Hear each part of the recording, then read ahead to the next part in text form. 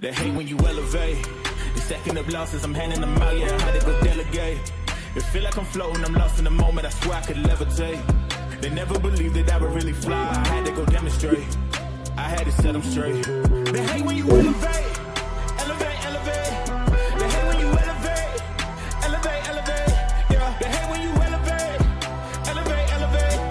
They hate when you elevate. Yeah, I had to elevate. I'm way too fly. Yeah, I'm feeling myself. Ain't no chance I'm coming down, no. Got a soul view to myself, yeah. Why would I give it up? Why do they wanna come take my place? I work too hard for it, don't need a replacement. This my vocation. Now I got rollies all in rotation. Hop on a jet just to take it. Spin out the hard work, it's all taking me places. All it all better, we judge it from race. You know myself, I go all out in Vegas. Living a life like I'm rich and I'm famous. Don't see the grind that I know that it came with. I ain't make it this far for myself, yeah. I had to prove to everybody else. I had to set them straight, yeah. I had to renovate, I know. They hate when you elevate. The second of losses, I'm handing them out, yeah, I had to go delegate. They never believed that I would really fly, I had to go demonstrate. I had to set them straight. They hate when you elevate. Elevate, elevate. They hate when you elevate. Elevate, elevate. Yeah, they hate when you elevate. Elevate, elevate. They hate when you elevate. Yeah, I had to elevate. Ooh, yeah, why they wanna put me down? So much drip, yeah. Salute, ATP. What it do? It's really good. Let's get this music out the way, man. You know what I mean? I'm in my bag tonight. Salute to everybody in the building, man. What's really good, man? What's really good, man? Shout out to the few, the proud, the few, like the Marines in the building. Shout out 2 Cents in the building. Man, salute Eastside Easy in the building. Gambino in the building.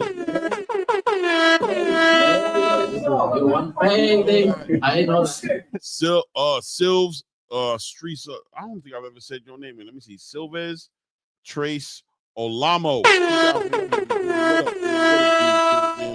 Of course, my brother from another, my Ock, Flyer, Super Flyer Frequency in the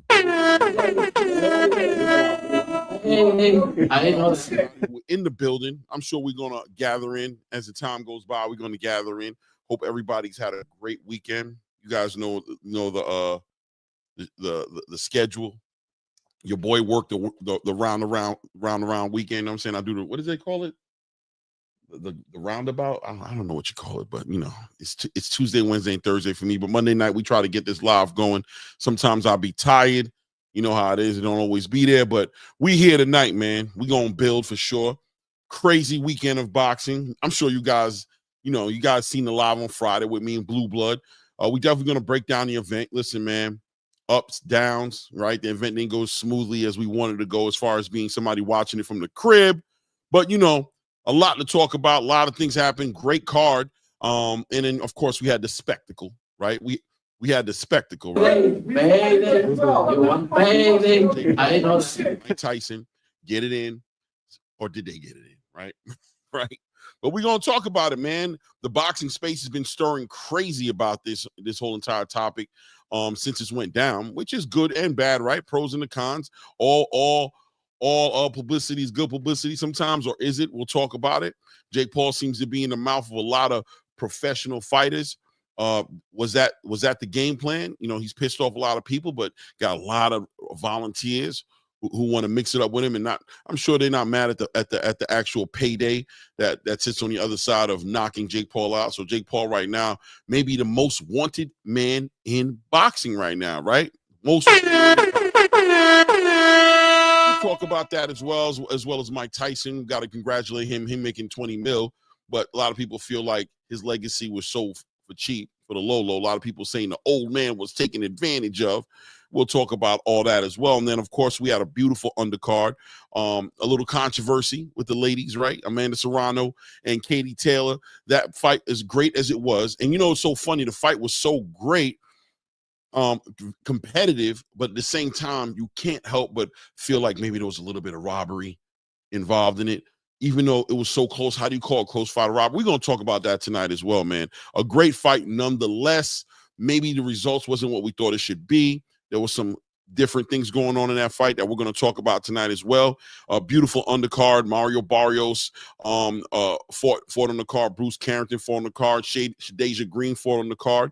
A decent card, considering it was free and ultimately crashed Netflix. We're going to talk about it all. We're going to talk about that. Then, of course, Saturday night, we came full circle. Riyadh season brought us Latino night, and we had some decent fights there as well, right? I'm not going to break them all down, but I think we'll talk about the two main ones on there, right? I mean, there was also a lot of decent fights on the card, but, we'll talk about William Zepeda and Tevin Farmer. Ended up being a little more competitive than people thought it was going to be. I, myself, thought the fight would be competitive. I have my reasons for it. But a lot of people felt like Tevin Farmer might have won that fight. I don't have no problem with the scorecard, to be honest with you. I did think William Zepeda did. We'll talk about it. And of course, we have a unified champion in the cruiserweight division right now. We'll talk about that, what that looks like for the division, other unification title fights that'll possibly be in the division as well. Because of that, big fights to be made. Obviously, when you talk about the cruiserweight division, when you talk about Jao Patai, when you talk about the bigger divisions, you can't talk about them without bringing up Turkey. So we're going to talk about Turkey as well and see what role he's going to play in that as well. And then, of course, so much more boxing to talk about. We do have David Benavidez versus David Morrell press conference kicking off tomorrow, but a very interesting undercard on that card for the February 1st event that's supposed to be kicking off, a PBC event, a pay-per-view event, but a very interesting undercard. We're missing somebody on that undercard. We're going to talk about why we missing this dude. Where is he? Being that he's not on this undercard, and a whole lot of things that come along with it, right? None other than, of course, Jose Rayo Venezuela, right? Not on the undercard for this David Benavidez fight, but his dance partner that we all thought was going to be his dance partner in Isak Pitbull Cruz is on the undercard. So we're going to talk about that. What does that mean? How did that end up happening, being that this was supposedly a mandatory fight, being that there was a rematch clause involved? What does that mean? You know what I mean? Where in the world is Jose Valenzuela? Yeah, y'all remember Carmen Sandiego back in the day? Am I too old? Am I revealing my age? We'll talk about all that. And then, of course, probably later in the evening, we're going to open up the panel, and I get to hear what you guys think about all the stuff that we're going through right now. But salute to everybody in the building. We got a couple more people in the building. Don't forget to hit the likes. Definitely hit the like. Put some color in the chat at some point this evening as well. Let's keep this going. And support the channel, support the platform, support the content creators in the space. So where do we start, man? Where do we want to start? What do we want to start tonight, huh? Let's see here. Let's go ahead and start off.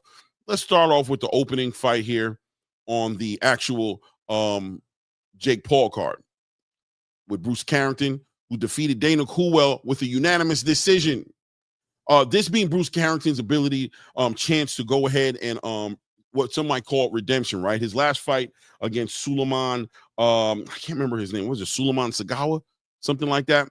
That was his last fight on and this was on the actual Sandy Ryan and Michaela Mayer card, right? That Bruce Carrington was on. And it was lackluster to a degree because Bruce Carrington came in that fight trying to be aggressive, trying to knock Suleiman's out. Suleiman, being a great boxer, ultimately was able to just make it a very difficult fight. Wasn't there to just be knocked out. And a lot of people felt like Bruce Carrington just didn't look right in that fight, right? Just didn't show out the way they expected him to. Keep in mind that in that 126-pound weight class division that Bruce Carrington fights in, there's a lot of fights, championships, opportunities that looks like it's going to be developing for Shushu Carrington, but he wanted to go in, raise his market value, raise his popularity a little bit in that fight, and fell a little bit short. So here on his OG's undercard, Mike Tyson, being that, Bruce Carrington, native to Brownsville, Brooklyn, had an opportunity for some redemption as he lined it up with Dana Coolwell.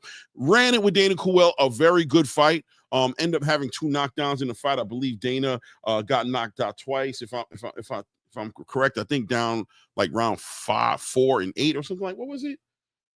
I can't remember, like 4 and 8, I think it was that he got knocked down in. Bruce pretty much unanimous decision, defeated him, didn't stop him, but look good, right? Look good, and trying to raise his stock value. Why? Because he wants to challenge for a belt and potentially be in maybe the Monster Inoue sweepstakes, as Monster Inoue is projected to be heading towards 126 at some point in time, as soon as he's done squaring away his business at 122. And a lot of people feel like Bruce Carrington is going to be at the top of the list to get that fight, right? Why? Monster Inoue came to his fight. They did the whole bow thing to each other, acknowledge each other. I mean, there's a lot of other fights of Monster Inoue to get involved with at 126, but Shushu Carrington trying to be one of those guys, and obviously his market value is going to make a big difference on his chances to get in there, right? So Bruce Carrington with unanimous decision. Shout out to what we got. We got Swift 718 in the building. We got a couple of new guys in it. Mr. Big Play Bray in the building. Salute the Rock. Yeah, we got a couple of new Champ Ross in the building. Yeah. Jerome Bland in the building. Salute Jerome. Thank you guys for showing up in the building, for sure, and showing some love, man. For sure. Quick turnaround for Shushu. 100%, 2 cents. That was a definitely quick around for Shushu. Quick turnaround for him. And like I said, an opportunity to show out. It was an opening fight card, but, still a lot of people peeping in. I think there was like over 300,000 people watching the actual the YouTube prelim. You know what I mean? So, a great fight and opportunity for Shushu Carrington to show out, and he did what he was supposed to do. Later on in that fight, we move on. I believe Shadasia Green is the next one we're going to build on, right? Was it Shadasia? Yeah, Shadasia Green defeating Melinda Watpool. Split decision. I'm going to be honest with you guys, man. Shadasia Green did walk away with a WBO, I believe, super middleweight championship belt. Salute to Swift 18. Salute to Swift 18, showing some color in the chat, man. I appreciate you, King. Thank you, Swift, supporting the channel, man. Thank you, man. Thank you, man. That's much appreciated, man. You guys don't be scared to follow suit, know what I mean? No, but Shadasia Green, I'm gonna be honest with you guys about Shadasia Green, man. Real talk. She did become the WBO super middleweight champion, a split decision. Shadasia Green not letting her hands go the way she used to back in the day, guys. I don't know if you guys are peeping game, if it's just me. I don't know, man. But, I mean, she did win. In her last fight she fought, she did win a unanimous decision. But once again, she actually got put down in that fight officially, like in the 7th round. That was against, who did Shadasia fighting? Was it Natasha Spence, I believe? Natasha Spence, she went down with in that one. I don't know. I'm not going to say that she's digressing. But, look, man, the competition is moving up for Shadasia Green. She's still one of those ladies, right? But I don't know. Ever since that night against Franchon Cruz, seems like Shadasia Green has been kind of like plateauing, we'll say. When you're working out and the muscles just stop growing, it's time to do something, right? Change up the diet, change up the exercise, something. I can't put my finger on the pulse of what it is. Keeping an eye on her, though, but she did win. She is a WBO champion, got herself a belt in the division, so she'll be in a lot of conversations. When you bring up Shadasia Green, a lot of people want to see her against Clarissa Shields, maybe her get a rematch with Franchon Cruz. They want to put her in those conversations because she was such an exciting fighter. I still think she is an exciting fighter, but it does seem like she's been kind of like leveling out a little bit in this fight, not really letting the hands go. So we'll see how that turns out for her. But Shadasia Green did walk away with the win on Friday night and became a WBO champion. Picked up a vacant belt. Putting hands on Watpool to a degree, but at the same time, like I said, stood behind that jab. Didn't seem to be letting that right go. Didn't seem to have any type of she wasn't pressed to move the fight forward. Maybe it was just too easy. Maybe she didn't feel any threats. Maybe she knew she could win pretty easy, and a win is a win, but it was a little uncharacteristic of her, in my opinion. But regardless, it is what it is. Salute to the queen, Rachel Donan in the building. Rachel, hope everything is good. Hope Nonito goes. Salute to Nonito too. I don't know if he buy you. If he is, tell him I said, what up, though? Tell him I said, what up, man? Right. So Shadasia Green, like I said, I'm watching her.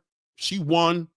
But I know it does seem like she's leveling out a little bit. Didn't let those hands go the way I anticipated her to do it. You figure on a big card like that, All those eyes on her, showing out on Netflix for the first time. That's a new platform. A lot of people watching her. I thought she'd show a little bit more, but look, she did enough to get the win, right? It is what it is, right? But we'll keep an eye on her. New crown WBO super middleweight champion, Shadasia Green. Next fight after that, Mario Barrios versus Abel Ramos. Now, this right here potentially might have been fight of the night, right, guys? Potentially fight of the night. People are putting this fight in fight of the year category, right? Fight of the year category. I mean, it is what it is, right? Two Mexicans get in the ring, and you're bound to see some fireworks, right? It's bound to be a shootout. Mario Barrios in the beginning of that fight, really standing behind that jab. And look, Mario Barrios showed like the jab of Mario Barrios in this fight was probably the MVP, the most valuable player in this fight, right? For the night for between those two guys. Mario Barrios' jab took those first couple of rounds and honestly saved him towards the second half of the fight when Abel Ramos was able to turn up on Mario Barrios. It seemed like that jab was there to kind of keep him afloat, where it looked like it took a round or two to go ahead and get his legs back under him. So at the end of the day, great fight. Ended up being a split decision draw. Oh man, salute to my guy, my OG sponsored the channel tonight, man. I don't know if anybody else is going to be able to match it. Shout out to my guy, Charles Edward Cheese in the building.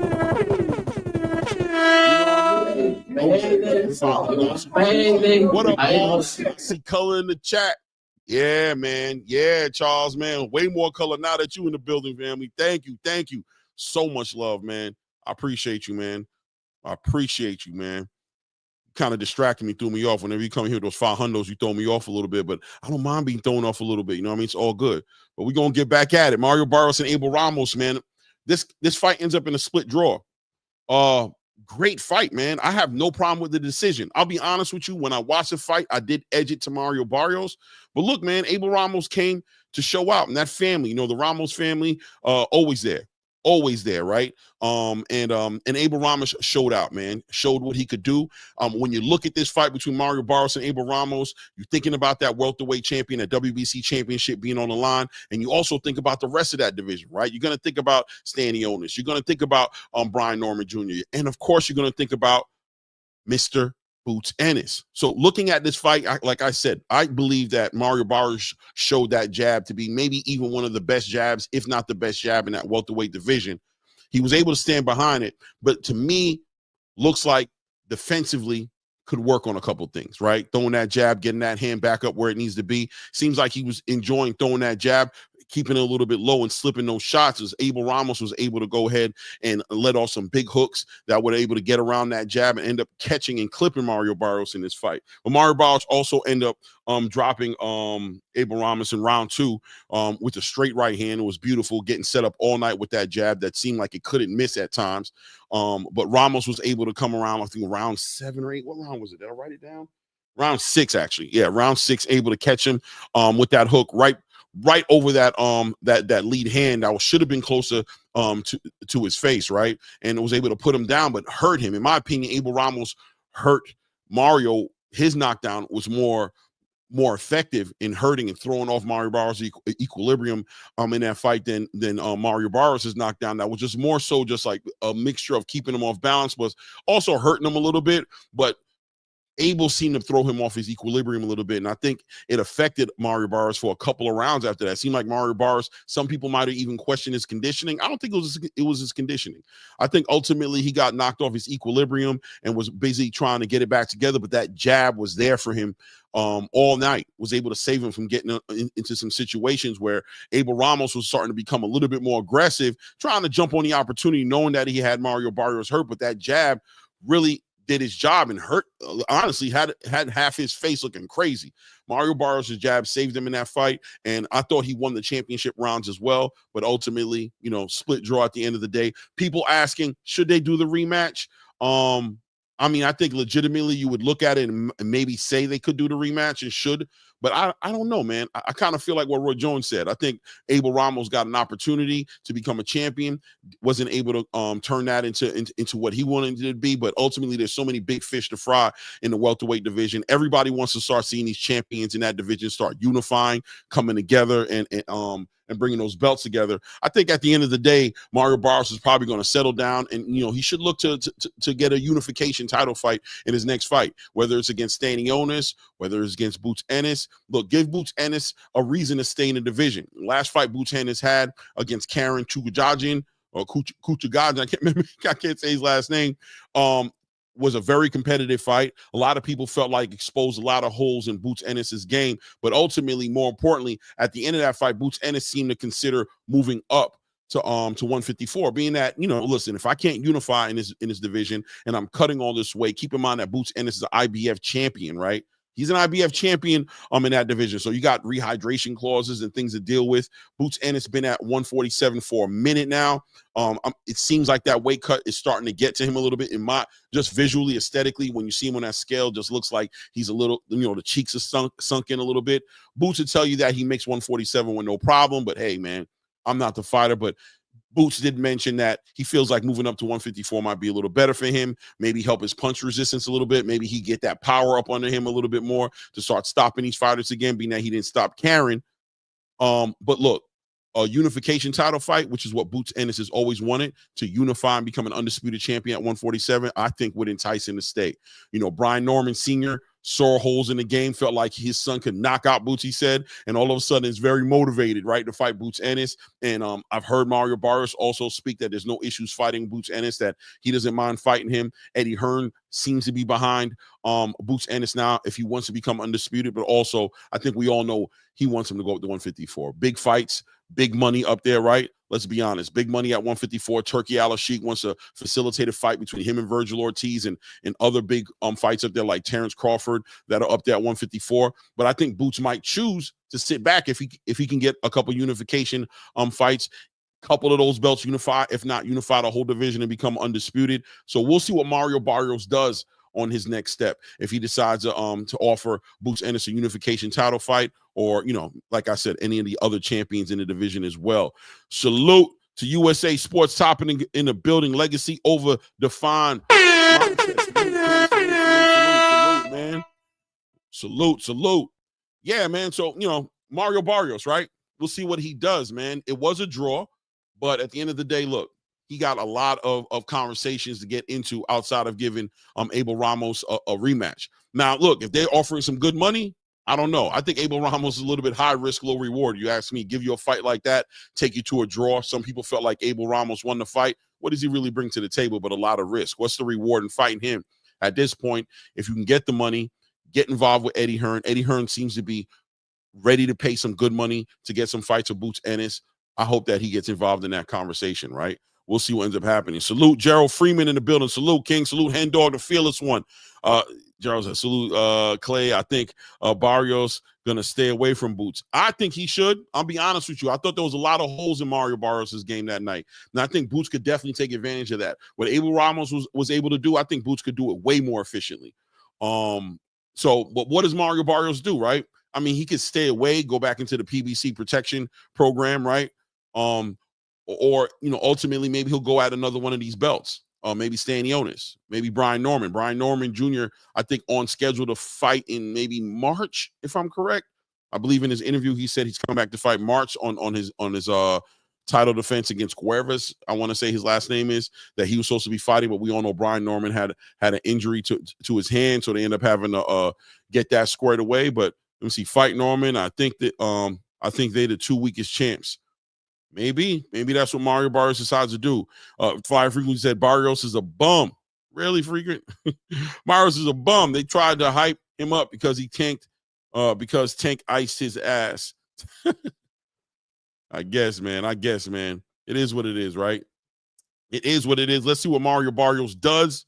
You know what I mean? But a great fight at the end of the night. One of the best fights on the card for sure, right?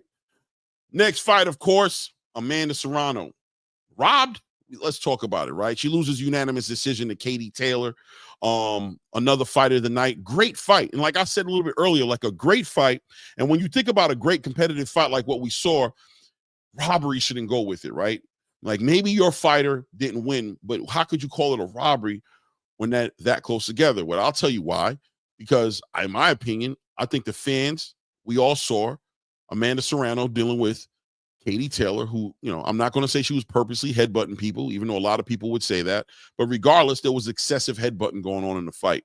And Amanda Serrano was able to keep that pressure on Katie Taylor the whole entire night, right? She was letting off her hands, hitting Katie with a lot of combinations. The punch stats at the end of the fight said that Amanda Serrano outlanded Katie Taylor by over 100 punches, right?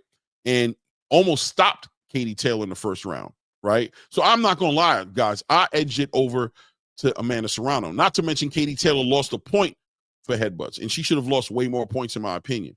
Now, I haven't had an opportunity to see that fight again because I really wanted to watch it again, being that the Netflix situation on how the connection was going. I'm thinking maybe I missed something. Maybe it's something I missed and I didn't see it, right? But it did seem like Amanda Serrano to me won the fight. And I'm saying even outside of the headbutt, it felt like she won the fight. But at the end of the day, with the headbutt, I don't know. A unanimous decision, it threw me a little bit, kind of made me wonder what they were looking at. The referee didn't do his job. Obviously, a lot of people want to see the fight again. From what I understand, Amanda Serrano and Katie Taylor are discussing a third fight, or Katie Taylor has said that she's willing to fight her a third time. And obviously, Amanda Serrano would jump on that in 2 seconds. We got to see what that looks like for Katie Taylor. Obviously, now Amanda Serrano has to get her eyes stitched up and healed up and spend some time out the ring. So we'll probably hear more about that maybe next year. Let the new year go by and see what happens. A trilogy to that fight wouldn't be crazy. Shout out to 2 Cents at running back. Yeah, trilogy to that fight wouldn't be crazy at all, man. Katie Taylor with those headbutts, diabolical, man. And there were points in time where you seen Katie Taylor like rubbing her head inside of the wound after the head, but it didn't look right. Aesthetically, it didn't look right from the outside looking in. But it is what it is, right? Close fight. Didn't go Amanda Serrano's way again. Both these ladies made their highest payday. Another exciting fight. Last year, these ladies had Fight of the Year candidate with their fight. And this year, again, Fight of the Year kind of candidate, I would say, yeah.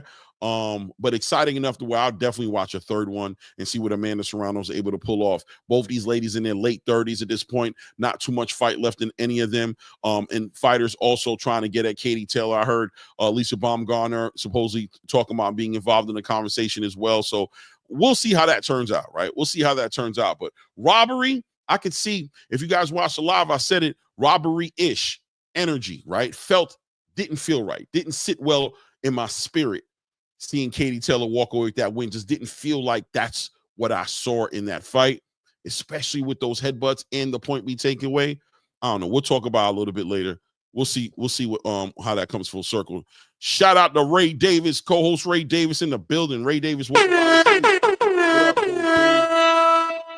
chilling, big bro. Chilling. I'm just out here, you know what I mean, listening to you preach that magic word of boxing, bro, and how it goes and how things are broken down. That was a great outtake on that, man. I had to I say. mean, what'd you think about the Amanda Serrano fight from what you saw? I mean, at the end of the day, I'm on board with most of the people that seen the same thing. I mean, it could have went either way. I think the headbutts were definitely deliberate. I thought that she definitely knew the target. I don't think she meant to gash her like that, but I think once she seen, like a shark, once she seen blood in the water, she just kept attacking, but she kept repeating. I didn't like the ref staring at her after he already took a point away, and she continued to headbutt. He just stared at her and not stopped it action and took another point or deducted another point and just kept staring. And I'm like, yo, what are you doing, bro? Like, you know what I mean? At this point, it should be a disqualification because you didn't warn her. You took the point away. You should have took more points away, and you're just sitting here watching. So it is what it is. And look, for the most part, you got to beat the champ, bro. At the end of the day, I'm going to give her the same situation as I give everybody else. It was such a close fight. You have to beat the champ. Serrano did her thing. I thought she won the fight, but I don't think she beat the champ. I think it was too close to call. She didn't make it epic enough to consider it a domination.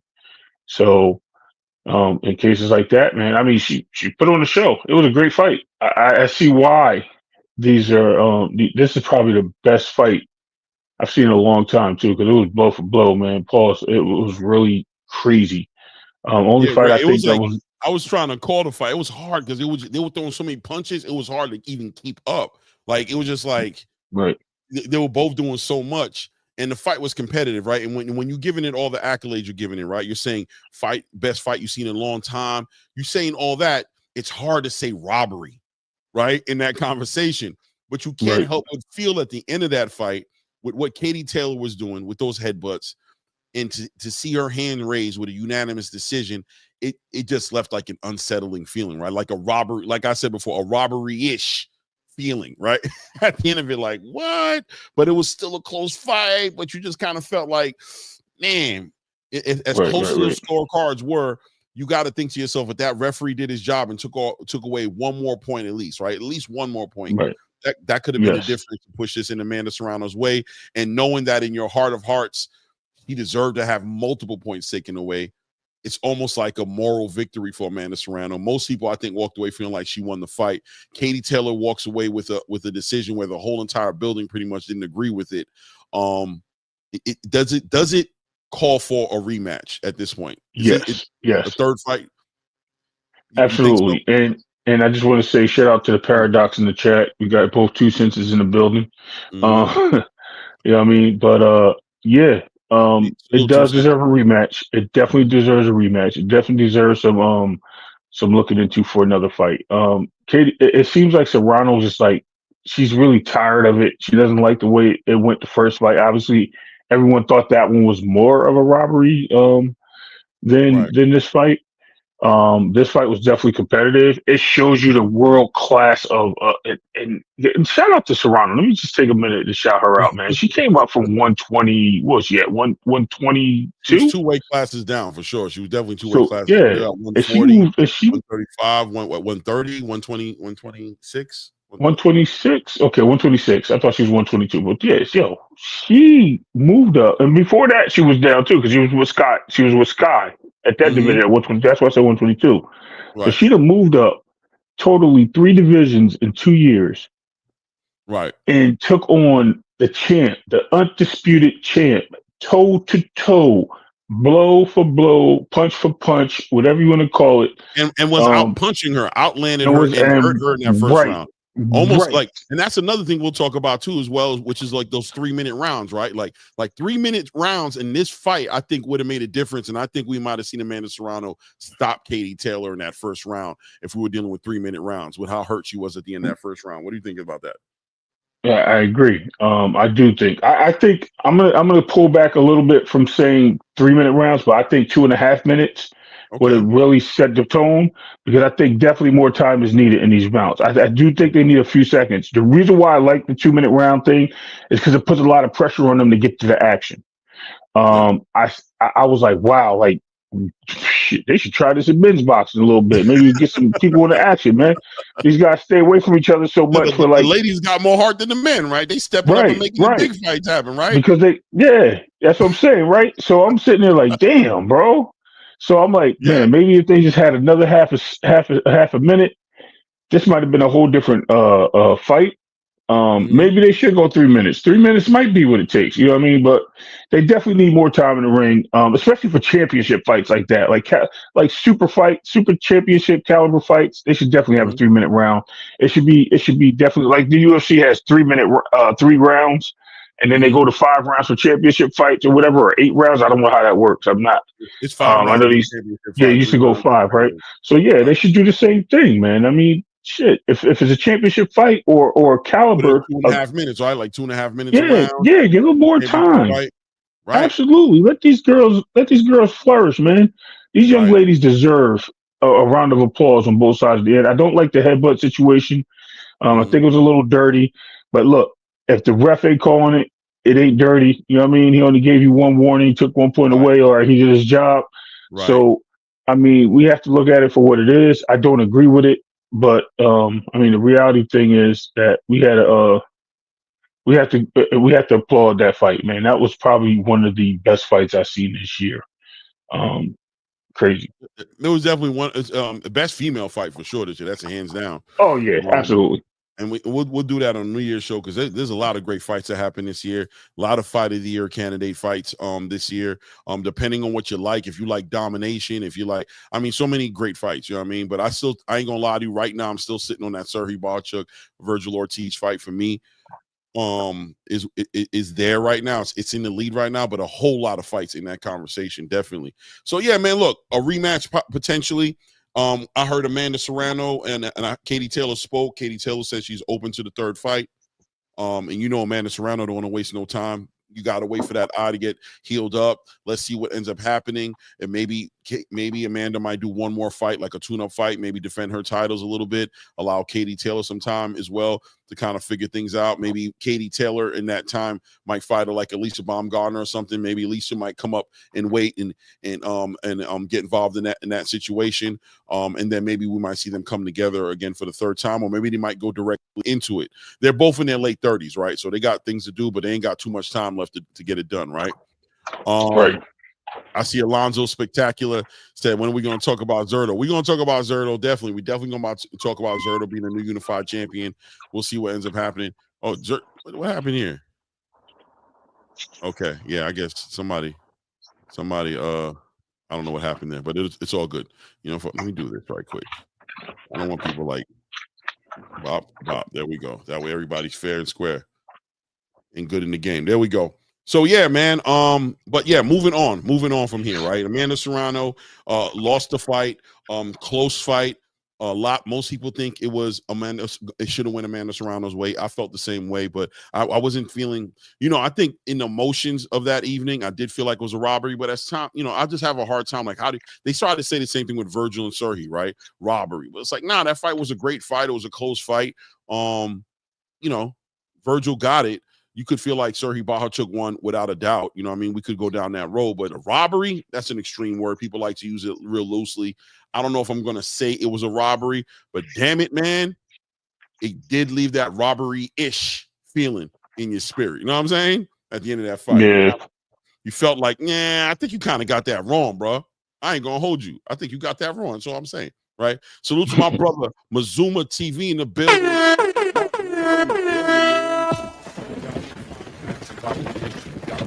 Subscribe that page. Guys, probably the dude who really got me in the game for real. As far as being on YouTube, was one of the first channels I went on and was like, you need to do this, and I'm here.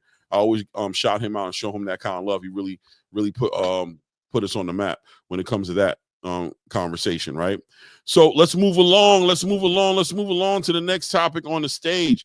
I mean, should I get into it? Why not? Mike Tyson loses to Jake Paul, the spectacle fight of the evening, the main event of that card. Bad for boxing, good for boxing. I don't know, right? What did we really expect in this fight, guys? What did we really expect in this fight? What was that fight's purpose? We need to talk about that, right? Like Ray, this fight happened. It's in the books. It's happened. And now Jake Paul has a win on his record against Iron Mike Tyson. That's weird within itself, right? Weird within itself. To even think that Jake Paul has got a win on his record with Iron Mike Tyson's name next to it, saying that he beat Iron Mike Tyson. He can say that, right? Most people won't acknowledge it as a win, right? Most people are going to keep it 100 and be like, what are you talking about, Jake Paul, right? But the fight happened. It was a spectacle.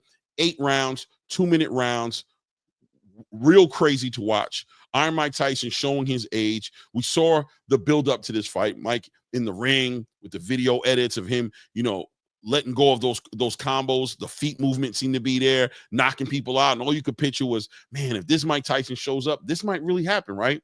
But I think most boxing fans know, most real hardcore boxing fans knew that it was very far-fetched that Mike Tyson was going to win this fight, being that he was so old. It would have took Jake Paul to be very irresponsible, in my opinion, to lose this fight. In other words, him think he could actually just sit there and melee with Mike Tyson, right?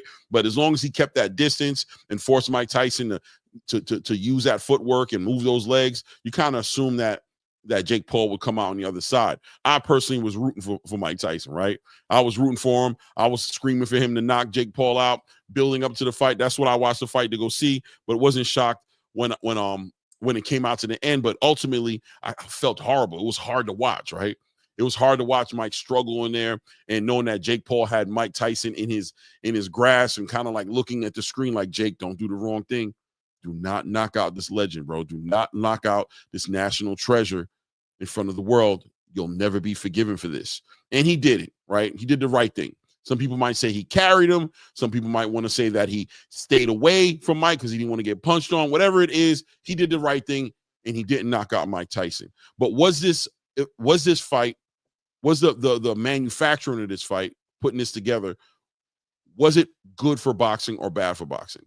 Well, first of all, what do you think, Ray, before I get any deeper? Well, I'm gonna start with the question you just asked last, and I'm gonna move backwards a little bit. Definitely think it was great for boxing. We built on this the other day.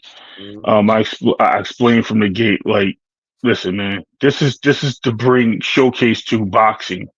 This is not and open up another channel of boxing, which is Netflix. This is one of the best things I've seen in a long time. This was boxing putting on a big show with more views than the Super Bowl, with more gate than the biggest fight I think we've seen in a long time. I think Floyd Mayweather versus they were comparing it to that in McGregor, and they said it outsold by a lot more. This is crazy. So, that in itself is a victory for the boxing world in itself. As far as the event goes, I was calling it WWE from Gate, not from Gate. Initially, I thought it was real. I think they canceled the fight and they brought it back, and I was just like sitting there thinking, like, yo, this guy is not going to let Mike Tyson punch him. It took me a while to circle around and see how this fight was going to go. I literally thought it would be a draw. I thought Jake Paul was going to show some respect to the game, which he did, and proves that he loves boxing first. Yeah, he took the victory over Mike. I don't think it was so much of Mike's sense, but the fight itself was just, I disagree with a lot of things. Yeah, I do think Mike did show his age, but I think Mike held back a lot. I seen like it looked like there were signals given with the biting of the glove. In my opinion, it looks like Mike stood there in front of him, didn't even attempt to move. And you seen that he had certain times he would do his little, side to side under, and he didn't throw. And I was like, damn, Mike had him, but Mike didn't throw. I was like, okay, what's going on? But that's just me evaluating it. As far as the fight goes, man, it was entertainment. That's what I took it for. That's what I took it as. It was the biggest star of yesterday with the biggest star of today. And I think we don't want to see our boxers go out like that at the end of the day, Clay. Muhammad Ali took a really bad turn on the last fight of his career, where it didn't look good for him. I think Jake Paul reluctantly did not put that type of punishment on Mike Tyson, which he could have easily done if it was the case of his age and things of that nature. And he didn't. It's too much respect there. And, it was something that Mike looked good doing. And what I mean is that man made as much money as he can. He got to step in that ring one last time. The world, generations, not one or two, 3 or 4 generations finally got to see Mike Tyson fight or step in the ring. Get to do some research because, once that happens, people Google, YouTube, and they're watching this guy's videos. They're like, oh my God, what happened to this? This guy should be the best man of all time. He's ferocious. So, it's sold the fight. It's sold to generations.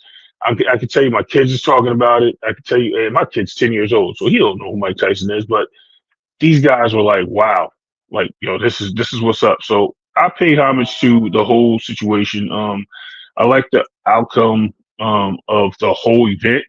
I don't like the outcome of the fight, but I understand why it happened. And let me tell you, it brought the casual fans that were sitting in bars and people that were sitting at home in Bangladesh into this world. And here we go, man. Like we got numbers. We got boxing back at its peak. Yeah. Listen, man. Or fly frequency. By the way, just to make it clear, the guy who he kissed the camera, the interviewer, that was his son, bro. That was Amir Yeah, Tyson. You know what I'm saying? That's yeah, who it he was his kissed. It son. wasn't just some stranger. You know what I'm saying? That was his son that he kissed and showed some love to. Yeah, but the cheeks was diabolical, without a doubt. The butt cheeks, crazy. When Tyson turned around and the camera went down, diabolical. I think it caught the whole world off guard. Didn't expect that. And I'm gonna tell you straight up, Mike Tyson is like a man's man, bro. Right? Like even on the weigh-ins, the way that man stood on the scale and grabbed his balls, bro, and just kind of like grabbed his balls and just like lifted them up and dropped them and just looked at the crowd, the death stare he gave the crowd, pretty much, in my opinion, just looking at all the naysayers, everybody that thought he wasn't gonna be able to do it, just letting them know Mike Tyson famous line, I'm gonna do it, so what you gonna do about it? And you know what, Mike? You're damn right. We ain't gonna do shit but watch you fight on Friday. On Friday night, nobody finna say nothing. You got it. We'll see you fight Friday night. We'll be there to see you Friday night. Nobody finna tell you nothing.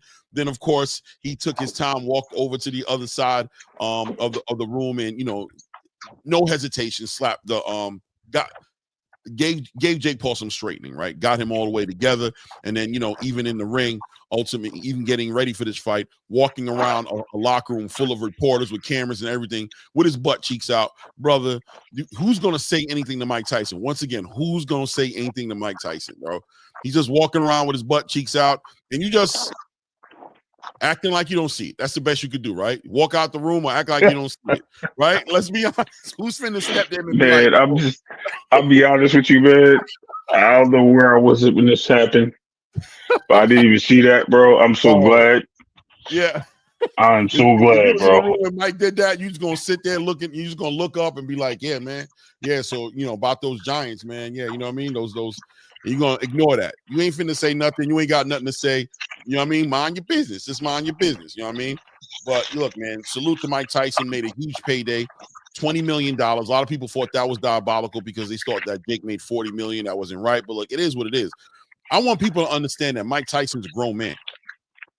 This whole idea of painting Mike Tyson as some victim or some old man who got taken advantage of, this is ludicrous.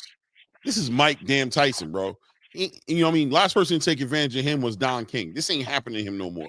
You saw him walk to the ring by himself, right? So he's over that nonsense. He ain't got the entourage and all that. Mike was comfortable making the money he was going to make.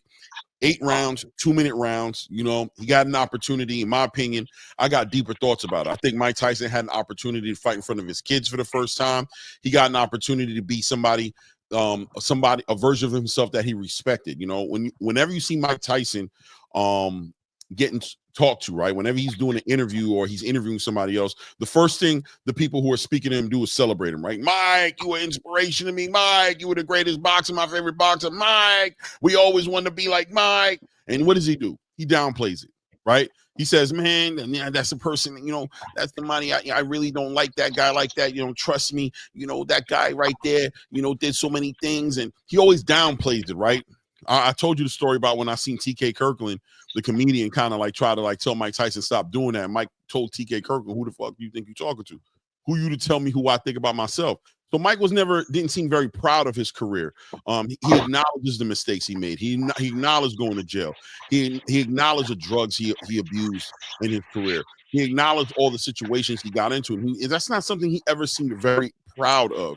So he had an opportunity to be proud of the person who he is, although it wasn't the same Mike that was agile, moving around, that 25, 21, 22-year-old Mike Tyson that was unstoppable. At the end of the day, it was a Mike Tyson who he appreciated and who he got to perform in front of his kids. And he had an opportunity to see something in his whole entire career that I think he was really proud of. And I was happy that he got an opportunity to do that. In many ways, Jake Paul was able to facilitate that for Mike. And that was a good thing. Mike said it in the ring, a victory for me, however you want to look at it, because at the end of the day, I came here and accomplished something I was trying to do.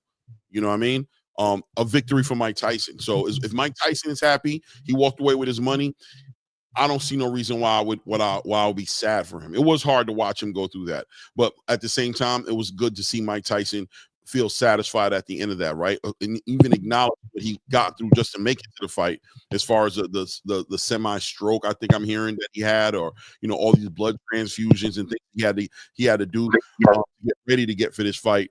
It was an accomplishment within itself for Mike Tyson. Now, as far as the event is concerned, that right there was the victory, right? That's what Jake Paul brings to the table. He brings 65 plus million people watching, 65 plus million homes watching this fight, right? You saw what happened at the weigh-ins, right? All these fighters that he put on, Amanda Serrano, Katie Taylor getting their biggest paydays with Jake Paul, even that fight they put on last year in Madison Square Garden. Fighters like Carrington, fighters like Mario Barrios, who wouldn't have had a fight for the rest of the year, being that PBC didn't put it on an event for the rest of the year. He had an opportunity to get some money. Obviously, I heard he got something north of $2 million, like close to $3 million for that fight, which is a big payday for him, as well as an opportunity to stay busy and stay active. You know how I feel about these fighters not being active, man. It kills them, right? And we can talk about that a little later as well, but big opportunity, not to mention ushering in a new platform in Netflix, right? Netflix being in the conversation is intensely good news. When you look at on the backside of rumors being that Top Rank and ESPN maybe going their separate ways this year, or at a minimum revisiting their agreement, and then you look at the deal with Amazon and PBC, it's kind of they're having a hard time rolling out with that in the right way. A lot of fighters over there getting real cold, not being busy. You got Turkey Al-Sheikh from outside of the country getting involved in the business, and taking fight. Let's be honest. Potentially, we're risking with Turkey Al-Sheikh. As much as I support Turkey Al-Sheikh, I love what he's doing in boxing. But at the end of the day, risking taking some of the biggest fights that should be here in America and bringing them to a Riyadh season, which is not something I think people are going to be happy for.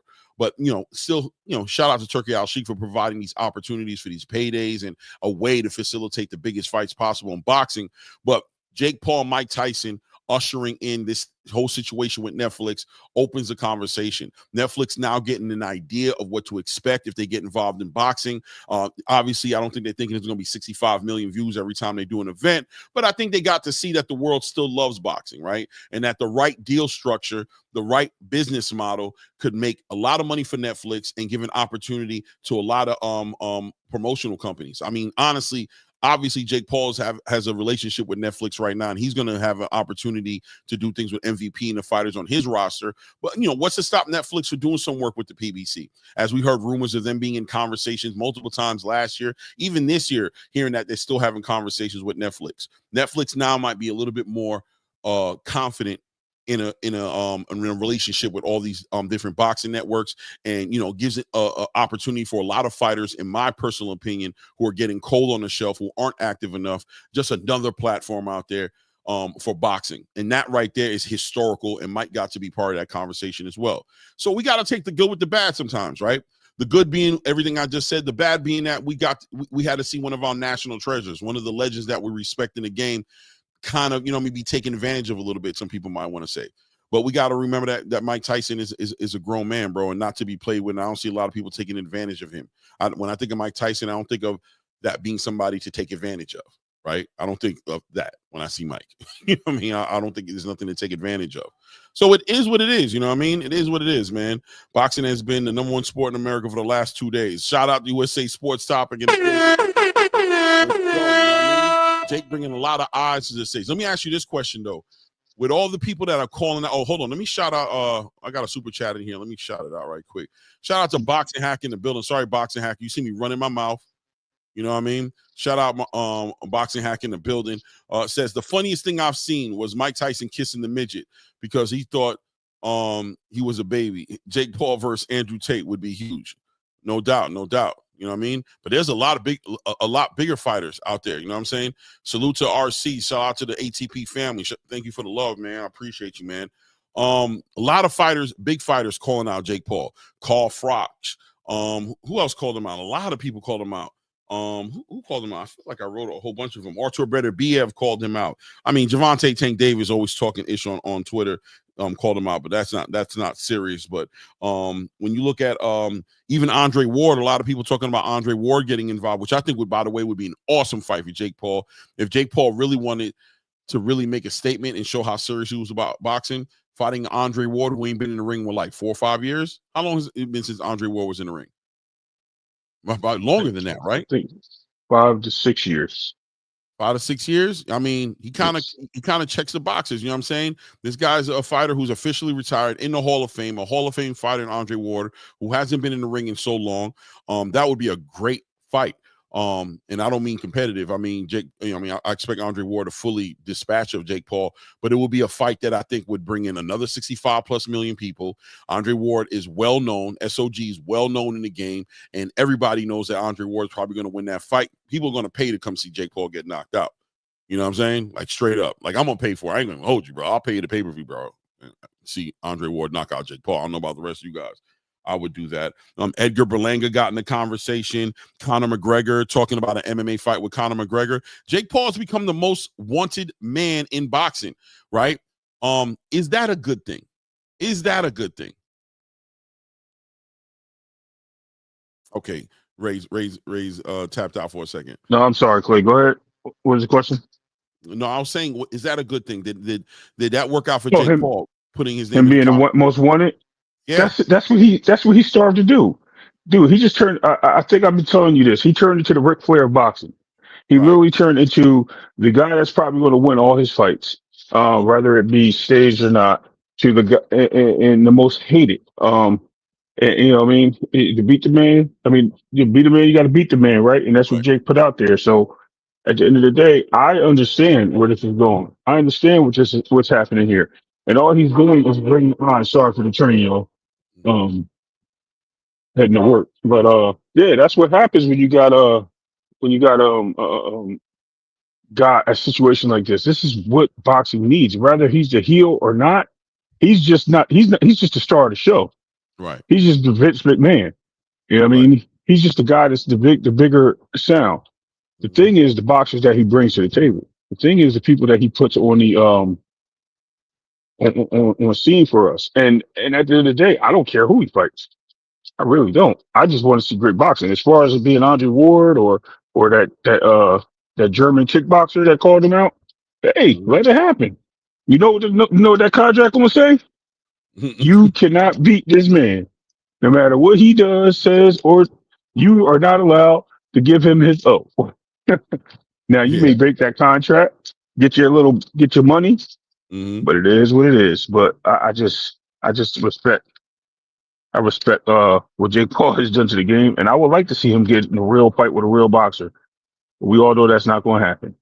I don't know if it's not going to happen. I think Jake Paul has a lot of pressure on him right now. Listen, him going to that extent and pulling in Mike Tyson has the whole boxing space is like, you hear the conversations going on. That's why I didn't even put out a reaction video, right? I waited until tonight to even do this live, and I allowed the weekend to go by, and you just heard all the spaces talking, and pretty much all the fighters, a lot of people are just like in call Frock, you know what I'm saying, calling them out. A lot of fighters are done with the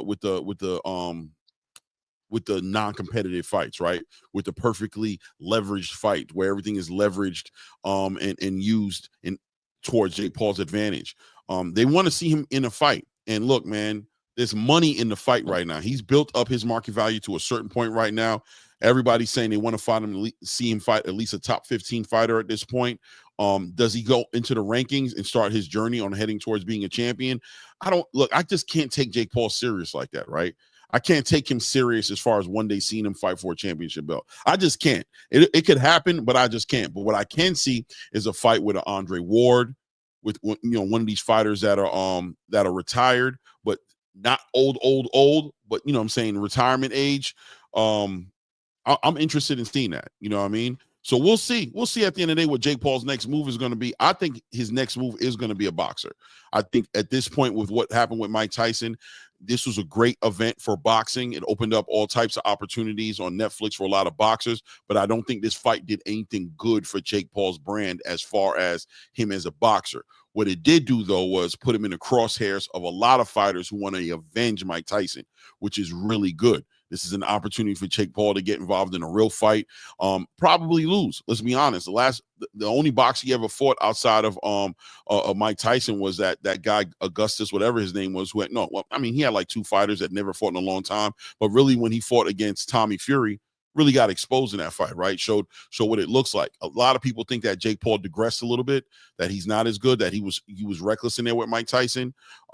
Getting a fight with an Andre Ward or Carl Froch or any of those fighters that called him out, it would be hilarious if he got in there with Artur Beterbiev. Just hilarious. Like, come on, Jake, go for it, bro. You get an opportunity at undisputed, right?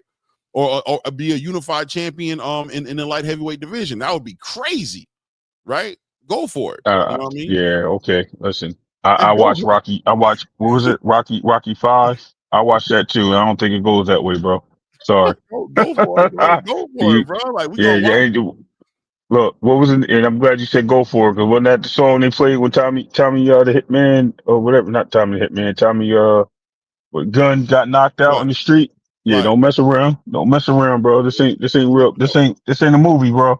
These are all big. These are all huge opportunities for Jake Paul. I mean, he's going to lose more than likely against any of those guys we talked about. But man, that might be one of the biggest pay-per-views. He's built such a following, so much resentment from the boxing space. Everybody wants to see him get knocked out. If you're going to get knocked out or beat or however you want to look at it, make it against somebody. I mean, he's calling out Canelo, but I'll be honest with you. What's he going to do? Cut down to 175? Now he's going to be depleted. He was 227 pounds. You know what I mean? He really should be careful about going down. That's one part of the game that he might not be acknowledging. That weight cut, I don't know. We'll see what he does, right? I think he would let Canelo come in at his natural weight, which is walk around weight, which would be close to 200, 195 to 205. Yeah, but Canelo ain't going to do that. He's too smart for that. He's not playing that game. He's going to make him cut. Yeah, of course. He'll come down to 190s maybe or something like that. But at the end of the day, we'll see him come down to about 200. They'll make it a cruiserweight fight. That's where he fights at anyway. And Canelo will body that guy, bro. Like, you again, if we see Mike slipping and dipping his guy's shots at 60 years old, and you get a prime boxer in there, the payday is there. These guys all know it's a payday. That's why they're calling him out. They're like, man, 20 million, man, give me half of that, and I'm in the ring. Yo, I'm telling you, this guy's gonna put on some shows, man, and it's gonna be in the contract how it works. It ends up, but at the end of the day, man, we're gonna see what's going on. We'll see. No doubt. All right, man. So let's see. What's the next topic we're going to move to? So the next night, of course, well, let me see, because I already had this already kind of mapped out. So let's see what we got here. What are we dealing with here? All right. Did you talk about Barrios?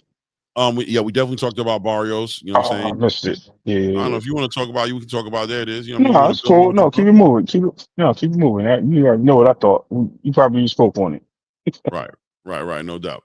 So William Zepeda defeats Tevin Farmer via split decision. Turkey Al-Sheikh puts on the Latino night card in Riyadh season, gives Oscar De La Hoya an opportunity to make some matchups, to make some of the biggest Latino fights he has in his stable, to show out in front of Turkey and get all these guys some paydays. And he put together a decent little card. I'm just going to go over the two main fights on the card, in my opinion. But it turned out to be very competitive fights. Well, one of the fights ended up being a very competitive fight. This one right here, William Zepeda versus Tevin Farmer, ends in a split decision, super close fight, way more competitive than a lot of people were anticipating. Me personally, going into this fight, I thought Tevin Farmer, even against Raymond Moratala, very competitive. The fight he had on before that, very competitive. Listen, man, I knew that he was going to be game. It was going to be still interesting to see how William Zepeda was going to deal with all the movement. A southpaw, obviously, everybody talking about the bigger fight, which is going to be between William Zepeda and Shakur Stevenson. So looking at this fight, everybody trying to use their little triangle theory. Everybody got their triangle theory hats on, trying to do the comparison. I don't think it compared. I think Tevin Farmer fought a very different fight than what Shakur Stevenson would fight. But regardless, Tevin Farmer coming up for 130 showed how durable he was, how much of a dog he had in him, and how competitive he was being in that fight, which was amazing. Was able to put William Zepeda down in that fourth round with a straight left hand, smothering William Zepeda's power. William Zepeda trying to keep up with that high punch output, wasn't able to do all that with Farmer, being that Tevin Farmer used a lot of his experience and understanding how this works. And to be honest with you, the way they fight, that just looked like a Philadelphia sparring match, right? Like when you go in these gyms, this is how these guys spar, right? Like this is what Boots Ennis does, Tevin Farmer. A lot of these Philadelphia dudes get a lot of good work in those spar sessions. And Tevin looks like he kind of brought that energy into the ring, was smothering William Zepeda's power and ultimately hitting him, catching with a lot of counter shots and hit him with some really good shots. Even outside of dropping him, was able to catch him with some shots. But William Zepeda was able to overwhelm Tevin Farmer, and not overwhelm him as far as stopping, but was still able to get those punches out. And it does seem like he potentially may have edged it out towards the end. A lot of people feel like Tevin Farmer won the fight. I'm gonna be honest with you, I didn't think he won the fight. You know what I mean? I didn't think he won the fight, but I thought it was a very, very close fight. You know, and I thought Tevin Farmer was very effective against him. So we'll talk about that. I'm definitely interested in what you thought about the fight, but also what does that mean between William Zepeda and Shakur Stevenson? Does anything that in that fight translate to something to look forward to seeing with Shakur Stevenson? But what do you think of the fight? I thought it was a crazy fight. I thought that he brought a lot to the game. Mm-hmm. I thought that Tevin Farmer. I thought he was on his T's and Q's. I thought he showed that he can he still got it. I looked at the opportunity. As far as Williams and Pater, it shows wrinkles in his game, but then again, styles make fights. This is why we're always saying that. You know what I mean? Styles make fights, and you're only as good as your last fight. So the expected criticism for him to score is going to be there, due to the fact that this type of fight happened. But as far as the fight was epic, man. Again, another great fight. Both guys staying in the pocket, mid-range to up close. Both guys not afraid to let their hands go. Landing the ultimate talisman was Farmer, putting them down, and those are the things that I recognize. Those are the things that I've seen. So with that being said, I mean, hey, the fight was fantastic, man. It was a beautiful fight, and it's the way boxing used to be. So this is old school going back. And like you said, it did look like a sparring match. And you got in the ring with the wrong guy. You know what I mean? Doing that. You know, with the high output. I don't think Kevin Farmer ever threw 900 punches before. So that right there in itself says something.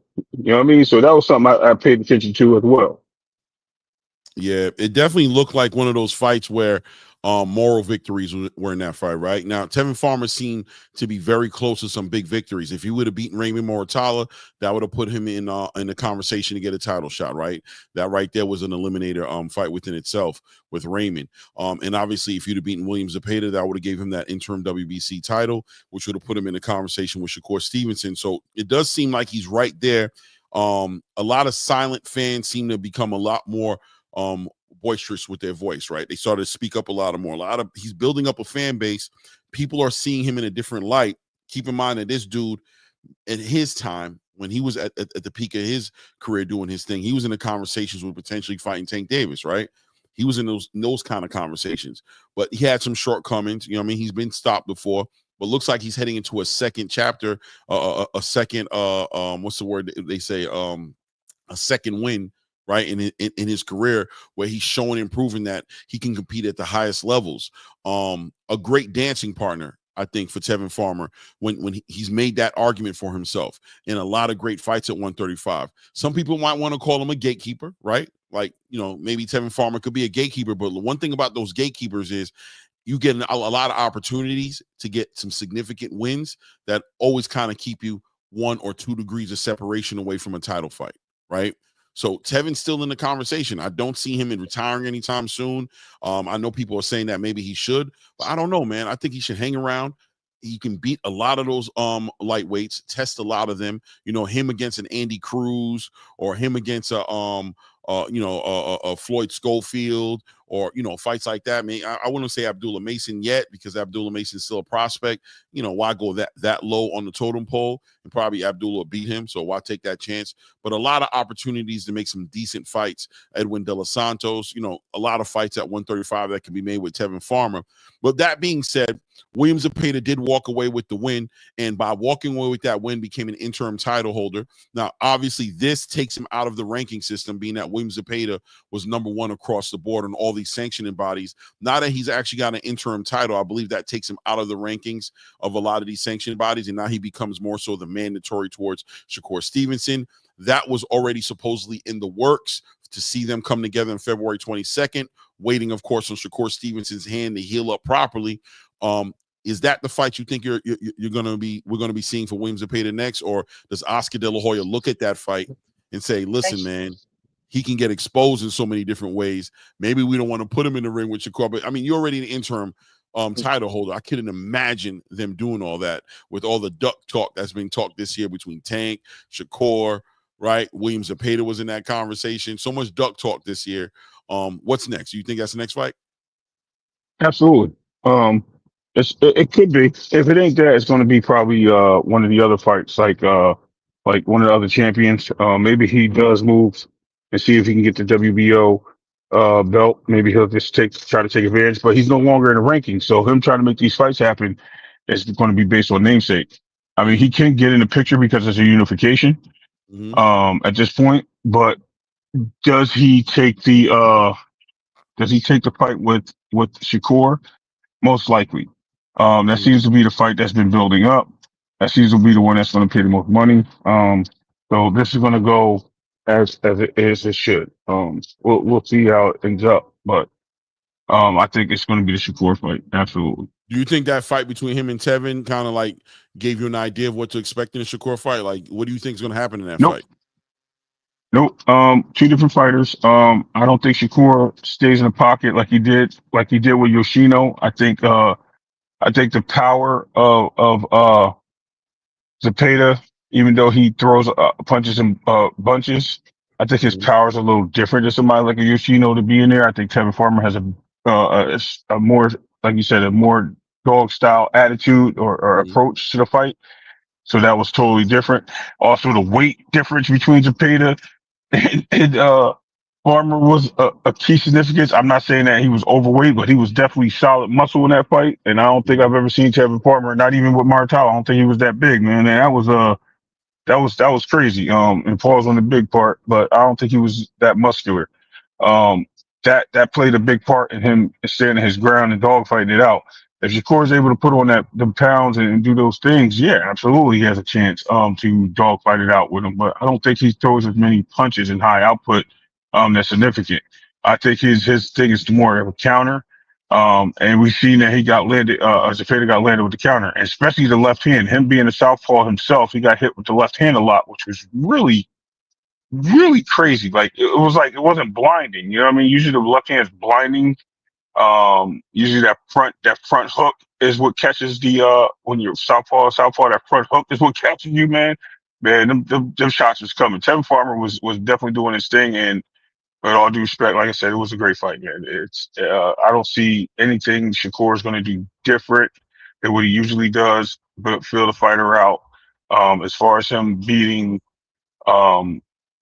Zepeda, we'll have to wait and see. I mean, we can't put things out there before they happen. We can dream about it, we can talk about it, you know what I mean? But I would like to wait and see as the fight approaches and see how the energy is in the room. Yeah. Definitely don't think one fight dictates the other. I do think that this is what I believe. I believe Williams Zepeda has to get more dimensions to his fight. The way he fought Tevin Farmer was the way he fought Cabrera, or whatever his name was, right? Cabrera. The way he fought Cabrera is the way he fought a lot of fighters before him. He comes forward, he throws a lot of punches. He begins by attacking the body. That's where he's going to go to. He tries to take your wheels from under you. Once he takes your legs from you and you're not able to move that way because of all the pressure he put on you on his body, then he starts to, mix it up and go up top, and he tries to overwhelm you and stop you, right? Now Tevin Farmer noticed that and knew that the best thing he could do was smother the power of Williams Zepeda. I don't know if I see Shakur Stevenson necessarily trying to smother the power of Williams Zepeda, but at the same exact time, let's be real, we just haven't seen Shakur Stevenson tested in that way, to where he had to figure out how to slow down a power puncher like that. And like Wally Moses has been talking for a long time about how this is, how Shakur is a lot more tougher, a way bigger dog than what people acknowledge, and even has commented towards the power that he brings, that Shakur Stevenson is not the softest puncher, that he hits harder than what most people understand. It's just that he hasn't had to show it. Now, if Williams Zepeda is going to be cutting the ring off on Shakur Stevenson, moving Shakur Stevenson around the ring and cutting that ring down, Shakur at some point is probably going to have to trade off with Williams Zepeda, make something happen. I wouldn't be shocked to see Shakur Stevenson end up in a mid-range fight at some point in that fight with Williams Zepeda, and maybe we might have to see that Tevin Farmer version of Shakur Stevenson, where he's smothering the punches, clinching him, right, hitting them with clean shots. I think Shakur Stevenson is very has the ability definitely to put himself in position to hit him with a lot of clean shots, and I expect him to hit Williams Zepeda with a lot of clean shots. But I think the biggest question is going to be two things. Number one, how is Shakur Stevenson's hand going to heal up, right? Is he going to be able to throw those shots, sit on those shots, and be effective throughout the whole fight without hurting himself? And then I think number two also is going to be how much can Shakur Stevenson take pressure-wise, attacking Shakur Stevenson to his body. You remember against Oscar Valdez, Shakur admitted that Oscar Valdez hurt him to the body. So Williams Zepeda is like a 135 body snatcher. That's what he does. So Williams Zepeda will be looking to do that against Shakur Stevenson. Is he going to be able to weather that storm like Tevin Farmer did and ultimately be able to capitalize on his slick style and his ability to punch and not be punched on? That's going to be interesting to see them on that fight. I don't think the triangle theory works here because Tevin Farmer, in my opinion, fought in a way that Shakur Stevenson would never fight, or I would never expect him to fight. But at the same exact time, I do think Shakur Stevenson will be able to take advantage of, him getting hit. That's one thing about throwing punches. You throwing punches, you're leaving yourself open to get hit. You know what I mean? You're receiving punches. So Williams Zepeda is going to have to find a way to balance that. Coach Panda and him, we'll see if they worked on that. I think about Errol Spence and Terrence Crawford, the way Derrick James was very confident in Errol Spence's ability to pressure Terrence Crawford and put a lot of power shots on him, and said that he didn't think Terrence Crawford was going to be able to take it. I can see Coach Panda approaching this in the same way with the same idea. So it'll be interesting to see how that pans out. Super interesting fight. Hope it does happen in February 22nd. Probably, maybe that could even be a 5v5 card, right? Maybe in February, that could be a 5v5 with Oscar De La Hoya's a Golden Boy versus Eddie Hearn, that Matchroom team. We'll see what that looks like. You know what I mean? But Williams Zepeda in the conversation to fight and beat on Shakur Stevenson, hopefully for himself to get an actual WBC title. And Tevin Farmer, I don't know what his future is going to be, but I can tell you, I can see him getting into fights. Great showman, a dog in the division and a threat to anybody, a great keeper, a great gatekeeper at a minimum, and a great dance partner for sure. Now the next fight that happened. I want to say I don't think he's a gatekeeper. I think he's more of a journeyman. He'll be that guy that's always going to be a journeyman. I don't see anybody just walking through him as gatekeepers. I believe people walk through gatekeepers. I think journeymans are the one that pose problems, have chances to upsets, and can pull off the best win streak. So I'm going to call it that. I mean, that's just a difference of opinion. Yeah, no. I'm good with a journeyman. Journeyman definitely fits it. Journeyman, gatekeeper, whatever have you. But regardless, I see a lot more opportunities coming for Tevin. You know what I mean? There are going to be some opportunities that come for him because of what he brings, the excitement he brings, the competitive nature he brings to the ring. We're going to see a lot of opportunities for him, and hopefully he can capitalize on those opportunities to be right back in that conversation with the elite of 135, right? So let's see here. What's the next fight? Zurdo. I believe this is Alonzo's guy right here. He want to talk about history being made with Gilberto Zurdo Ramirez, right? Able to go ahead and get a unified title. What did he pick up? The WBO, right? He was a WBA champion. He picked up that WBO title off of CBC. Did you get CBS? Did you get an opportunity to see that fight? Yeah, I chimed in, fell asleep, but I ended up rewatching the fight. Man, it was not what to be expected, Clay. I'm just gonna say that. I went into that fight looking at Smith to be the bigger, much stronger guy, have a punch output of a heavyweight, be able to put this guy to sleep. But he just went in there. He just looked like either he was super weight drained or he just didn't have it in him. Zerto took advantage of every moment in that ring, every keystone, pop lock, hit this guy with everything, man. Kitchen sinks in the shit. He was just doing what he had to do. He did what he wanted to do. And it showed in that fight. So I mean, hats off to him. He deserves the belt. Much respect. No doubt.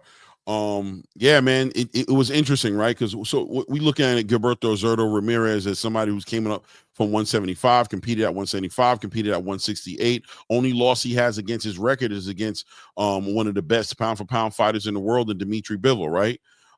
Just recently, almost became undisputed light heavyweight champion. Other than that, 40 wins. I think like 47 wins, maybe like 40 knockouts. What was it? Did I write it down? Was I smart enough to write it down? Right. Okay, yeah, 47 wins, 30 knockouts, right? This kid is, a lot of people are looking for him to make some moves. Losing against Dimitri Bivol, decided to go ahead and move up to become a cruiserweight. Not worried about that weight cut as much. Put on the weight, but ultimately brought up a lot of that athleticism, right? Brought up that high punch output that he brings to the table. But getting in the ring with somebody who's naturally a cruiserweight, and some people might say even a heavyweight, in Chris Billiam, Billiam Smith. I hope I'm saying it correctly. And had a fight with somebody who's just naturally there, who punches hard, in holding that WBO title. It was a big opportunity for him. And as you can see, Alonzo Spectacular speaking on it, very proud of the Mexican heritage of Zurdo Ramirez and what he brought to the table. This fight was going to be a huge fight for him, because it was going to put him in conversation to not only unify in that fight, but also move up to the next level, which is fighting Jai Opetaia, which we can talk about a little bit later. Jai Opetaia being probably the most dominant cruiserweight in the division right now. Zurdo needed this win to look right. It ended up going and being a unanimous decision. I think Chris Billiam Smith was successful in the first round, being able to take that round. Zurdo having to adjust to that power, to the strength of Chris Billiam Smith, but ultimately was able to stay mid-range, let his hands go punches and bunches, was able to dominate, and just honestly just look like CBS didn't belong in that, in the ring with him, right? But now to the next level of this fight, which is, this fight is down. The next big fight, which is going to involve Turki Al-Sheikh, so more than likely he's probably going to be the next fight, is going to be a big unification title fight between him and Jai Opetaia. How you see that fight happening? So, I see a battle, bro. But Overtime definitely wins. He will be undisputed at the cruiserweight division. I see Usyk coming back down, fighting Overtime for the crown. That's what I see. That's how I see it. There's no ifs, ands, or buts. I don't even want to speculate and go into details, because there's two different boxes, bro. That's all I'm gonna say. I think Opetaia is I ain't gonna lie to you, man. I think Opetaia is just bigger. Not bigger, excuse me. He is bigger, but I think he's just as fast as Ramirez. Maybe even a little faster. I'll be honest with you. Jai Opetaia is fast, man. Punches hard. Ramirez did get hit with some shots by Christian Billiam, and that I think if Jai Opetaia would have hit him with could really hurt him. But you can never sleep on that grit that the Mexicans bring to the ring. You know what I mean? Zurdo Ramirez letting out a lot of punches really reminded me a lot of like David Benavidez to a degree. With the amount of punches he was able to put together in the combinations he was able to put together. I think it'll be an interesting fight. Zurdo looks smart, has a good team. I think they acknowledge and understand the threats that Jai Opetaia brings in the ring. It'll be interesting to see their strategy and game plan play out, and see how Opetaia is able to adjust to what Zurdo brings to the ring. I still think it's going to be a great fight. Winner of that fight will become a 3-belt unified champion in the division, and then will just have 1 belt to go down and probably head to heavyweight after that. I don't know. Let me see. Yeah, Alonzo Spectacular says Zurdo will break his jaw. Maybe. You never know. You know what I mean? I don't know. I know he's filling into the weight class pretty well. We'll see what that looks like. It looks like that's a fight they're looking to put together for his next fight. So we'll definitely find out, right? Yep. Definitely And find as out. far as him breaking his jaw, it's very possible. I mean, these things can happen. You know what I mean? That's why it's boxing. That's why they get in a square circle. What we think sometimes don't matter, man. That's what these guys do in the ring, or how these guys come to the ring. How everything works out, because you don't know who's going to come in and who's going to be who's going to be in top shape, who's going to feel like they're, you know what I mean, sick, or maybe have an injury that we don't know is hidden. We don't know these things, so that's why we have to see the fight. No doubt, no doubt. I agree with you, man. 100%, man. So that being said, we covered the card. Two great events. Turkey Al Sheikh putting on Saturday. Jake Paul putting on Friday as a promoter, as well as a fighter. But we got a fight coming up, and tomorrow we got a press conference kicking off. I believe it might be in New York. Don't quote me yet, right? Don't quote me yet. But it's definitely going to be kicking off tomorrow between David Benavidez and David Morrell. They're kicking off the press conference for their fight card, which is going to be on February 1st. How excited are you for this card, Ray? Very excited, man. I can't wait because I still want to see more fights. I know that's not the fight, all the fights. There's only 4 fights listed on the card. I like to see the rematch. I want to see how this plays out with the rematch with hold on. Cole. I forgot a very important fight on that card, bro. He's right. Sorry about that. Barbosa and Jose Ramirez fought. Oh yeah, Also, yeah. Absolutely. That was a weird fight. It was a decent little fight, right? Like Arnold Barbosa was able to take advantage of, in my opinion, Jose Ramirez, who just wasn't letting his hands go the way we expected him to. Now, Jose Ramirez really isn't he like a 135-pound fighter, really, at heart? Or 130, 135 who just came up? I think he's 140. I think he's been fighting at 140 for a while. I think for a while. You sure? Let me see here. Yeah, I think he had like 2 or 3 fights there, 4 maybe. Let's see here. Yeah, maybe something like that. Maybe let's see what it is. Hold on. Let's see here. Arnold Barbosa. Let's see here. Junior, of course. Let's see. Jose Ramirez. Let's see. Yeah, he's been there for a while. But he was like a unified champion at 141 point time? Yeah, he was. I think he lost to Josh Taylor. Yeah. That's who took his only loss. Right. Okay. Well, previously. Right. All right. Well, look, Arnold Barbosa now goes to 31 wins, 11 knockouts, 0 losses. Obviously, you know that he was a WBO interim title holder for a long time, trying to get that fight with Teofimo. We see what Teofimo's been doing. And in this fight, actually, I think vacated that WBO title to avoid paying any sanctioning body money, but was able to get out a decision, right? And in my opinion, he dominated Ramirez. You know what I mean? I'll be real with you. I think he did well against Ramirez. It wasn't the most exciting fight, but a lot of boxing happened in that fight. He did a real good job. What's his next fight going to be? I don't know. He ended up kind of copping a plea at the end of the fight and asking for an opportunity for the WBO again. Like, I know I dropped the belt and I didn't want to pay the sanctioning bodies, but if the WBO would give me a chance, he tried to get back in the conversation of fighting for one of those titles up there. I do think he deserves an opportunity, right? We're talking about somebody who came to Golden Boy last year around that time when Ryan Garcia was fighting Oscar Duarte. I believe that's when he really just joined Golden Boy at that time, and was getting called a prospect by Bernard Hopkins. I put that video out when he said that, when Bernard Hopkins said this is a prospect, and this kid was like undefeated, the number 1 ranked fighter in the WBO rankings. Safe to say that people didn't know who he was, right? Not even his own head promoter in Bernard Hopkins. You're my chef. Okay. Not even his own promoter in Arnold in Bernard Hopkins knew who he was. So look, at the end of the day, he got this victory coming off a real salty victory that most people thought he lost against Sean McComb. Right? Most people thought he did not win that fight, including me. I didn't think he won that fight. I think anybody who thought he won that fight is out their mind. He lost that fight, right? At the end of the day. But look, he got some redemption. He fought against Jose Ramirez, got that dominant victory. Where does he go from here, man? What does Arnold Barbosa go from here? I've seen somebody in a chat put on Jack Catterall. Is that the next fight for him? What do you think? No. I think maybe one of his fights will be probably going towards the WBA, maybe trying to get into that picture of El Rayo.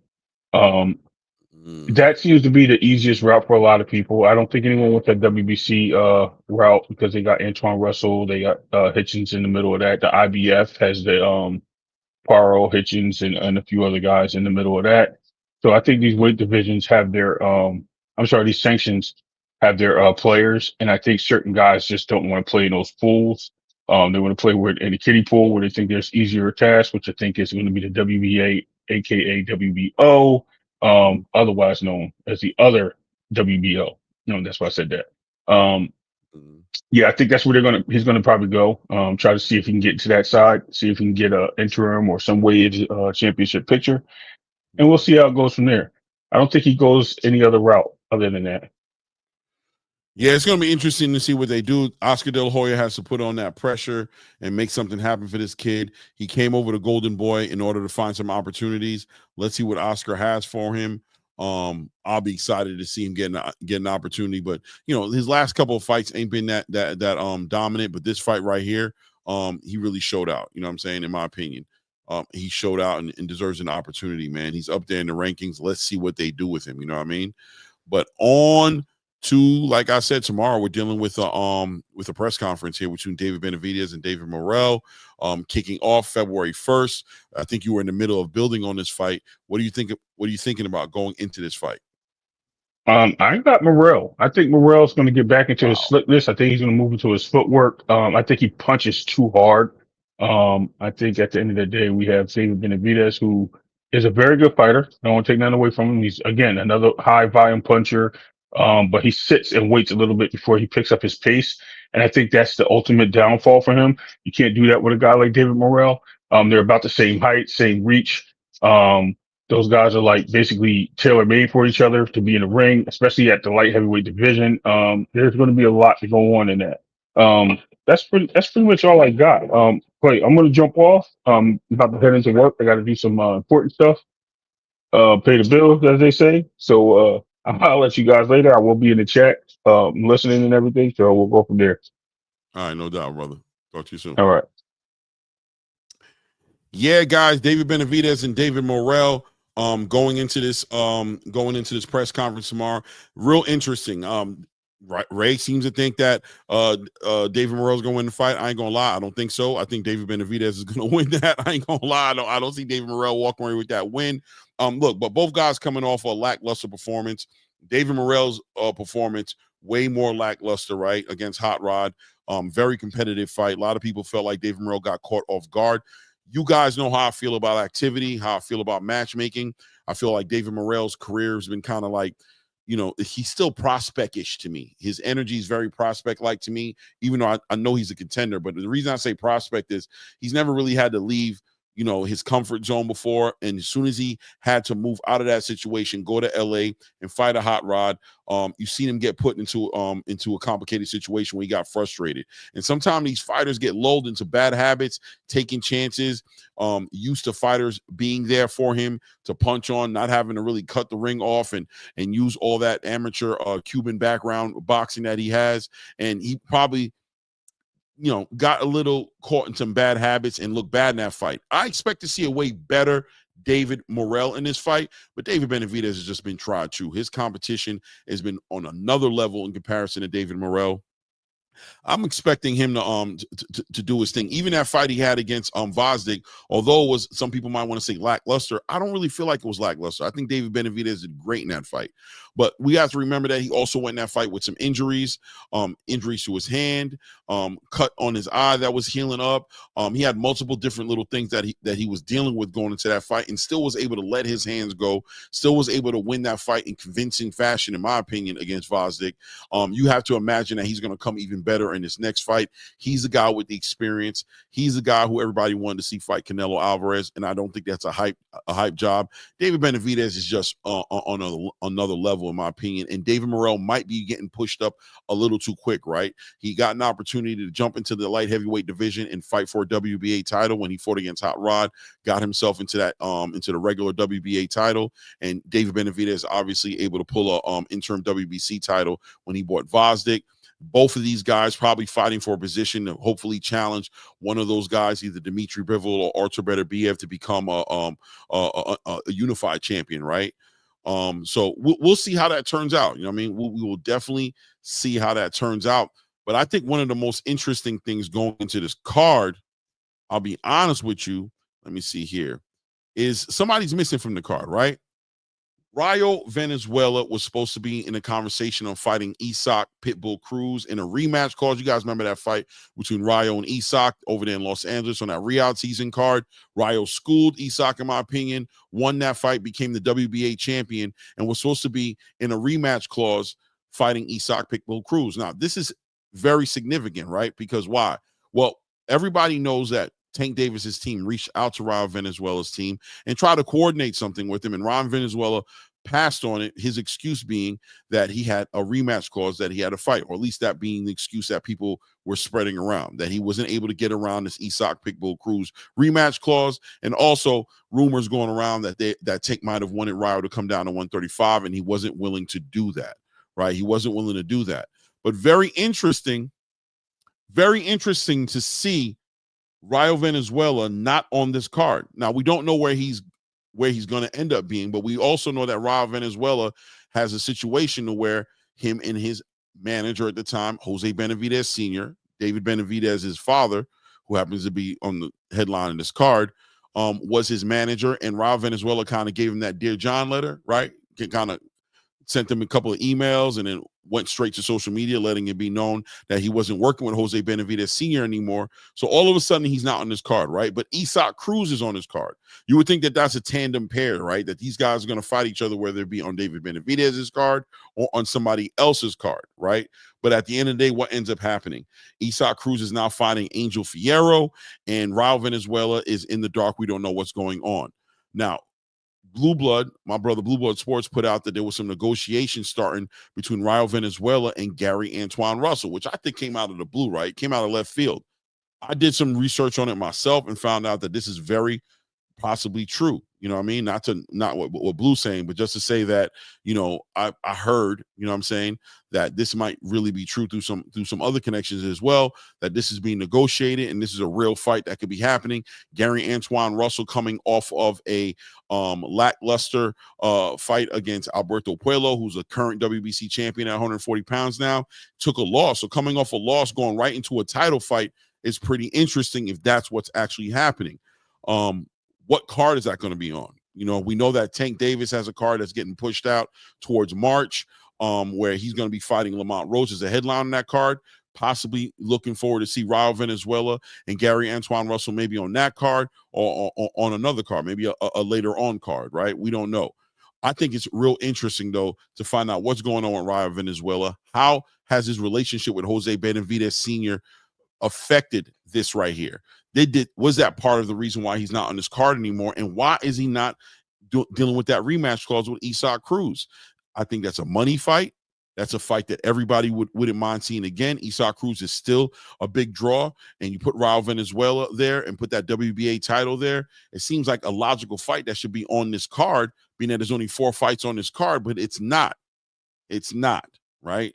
Very, very interesting to see how that's going to end up turning out.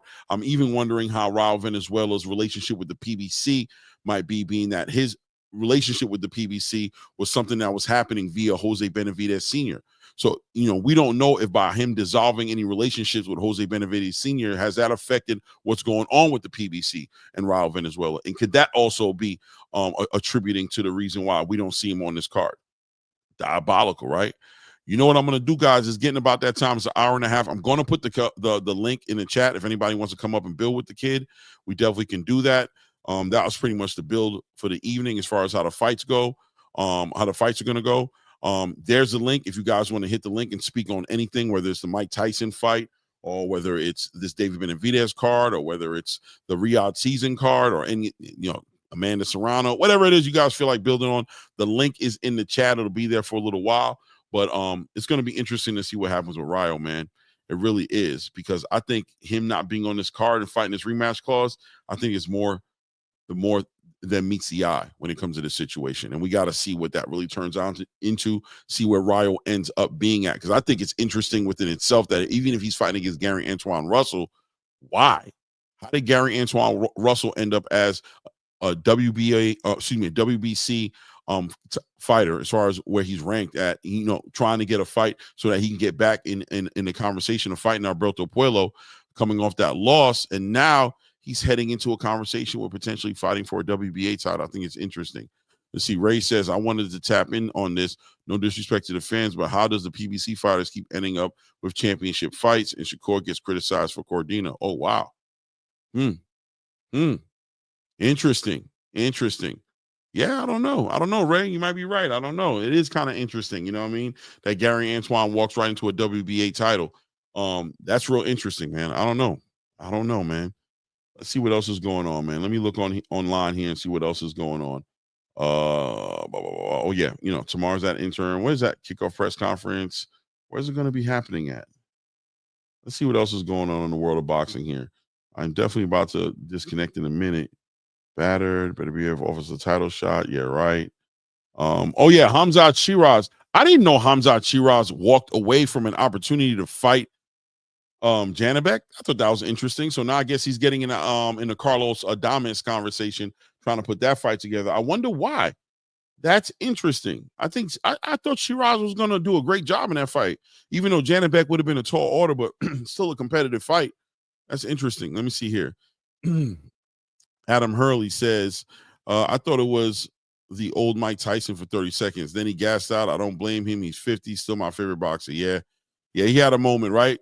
Adam Hurley, he had a moment. we had a little hope in that first round. But Father Time is undefeated, brother. Father Time is undefeated, man. PBC once again putting domestic level matches on pay-per-view. Wow. Yeah, man. Look, the PBC next year is going to be very interesting to see 2025, how the PBC approaches it, if they get more active, more events. Let's see if they start giving out some more free cards. See what that Amazon deal really works out for them, and if that manifests into more fights for us. You know what I mean? But yeah, man. Let's see. Ray, they don't understand boxing, Ray. That's all. Yeah. The politics of boxing, which is why when you look at what happened with Jake Paul, you understand that's something that had to happen, in my opinion. I think the reason Jake Paul is in the position he's in is because a lot of promoters stateside have dropped the ball as far as boxing is concerned, making the best fight the best, and also overpaying a lot of fighters for fights that fans aren't even asking for, right? So now you get to the point to where you need these fighters to come back down to earth so you can put on these fights because you don't have the same budget that you did. And it seems like a lot more difficult to make these fights happen. You know what I mean? Let's see here. All right, guys, I'm not going to lie to you. I got a dentist appointment in the morning. I put out that link. If anybody want to hit the link, feel free. Other than that, we're probably going to make moves very soon. Got to go get my tail in the bed, wake up early in the morning, got a dentist appointment. As far as the live is concerned tomorrow, guys, I might do something for my car while I'm driving to the dentist, but I'm really going to be busy for most of the day. I've been going up about like 10 o'clock, 10:30, but I won't be home tomorrow. We'll see what I can do. Worst case scenario, you guys will see me on Blue Blood tomorrow, co-hosting on Blue Blood. So, definitely come out there and come check it out. If you guys haven't hit the like button, please hit the like button. If you are not subscribed to the channel, go ahead, hit that subscribe button, man. Let's build up the channel, man. I'm trying to build it up. I appreciate everybody who showed up tonight. Shout out to Charles Edward Cheese for the love tonight, man. Cheese always keeping this channel going, man. I appreciate you. Shout out to Boxing Hacker for showing love. RC showed love. Shout out to Swift 718 for showing love to the channel, putting some color in the chat. Appreciate all you guys, man, for being in the building, man. Showing crazy love. If anybody gonna hit that link, let me know. It's about that time. We are about to close it up, man. Great night, but I do have things to do tomorrow. I don't mind building with you guys, but I don't really got nothing to run my mouth about. Kind of covered, I think, pretty much everything going on this past weekend. Tomorrow we'll jump into conversations, or Wednesday, about what we're looking for in the coming weeks. We got some events coming in early next month, so we'll talk about that as well. JR Spock, salute JR Spock. I don't know if I said what's up to you before. Yeah, no doubt. Good night. Thank you. I appreciate you guys, man. You know how it is. It's your boy Rain. It's the ATP Combat Media Show. Really appreciate all the love, you guys. But at this point, you know how we carry it. Yeah.